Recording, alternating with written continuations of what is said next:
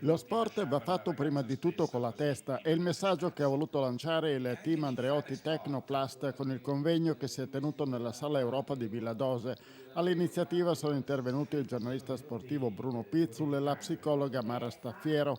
Ha portato la sua testimonianza anche il campione di ciclismo Francesco Moser. A fare gli onori di casa il sindaco di Villa Dose Gino Alessio.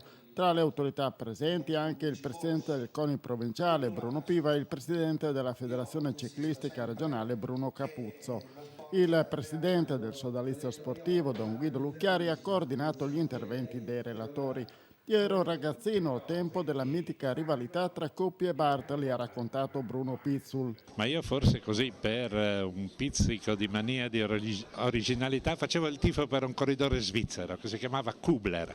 Era un nasone furbissimo, sicuramente non più forte degli altri, ma che spesso vinceva proprio perché riusciva in qualche maniera a metterci la testa nella corsa, nel senso che sapeva ragionare, tatticamente correva molto bene.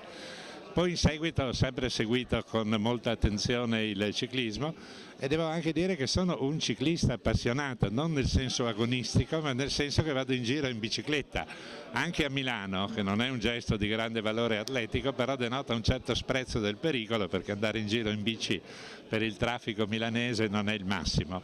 Io non ho la patente automobilistica, quindi il mio mezzo di locomozione è esclusivamente la bicicletta, altrimenti sono gli altri che mi devono portare in macchina. Sul tema proposto poi dal convegno, lo sport si fa con la testa, Pizzolo ha detto che lo sport oggi, se è gestito bene, può essere un'ottima agenzia educativa per i ragazzi, quindi è molto importante che i giovani facciano sport, anche perché lo sport aiuta ad imparare a rispettare le regole.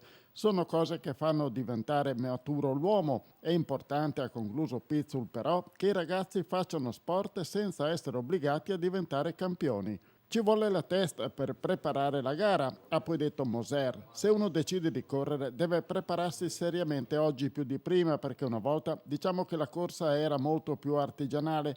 Adesso ci sono le squadre organizzate, bisogna seguire le indicazioni dei tecnici, dei direttori sportivi. Non sono solo i corridori che si devono gestire.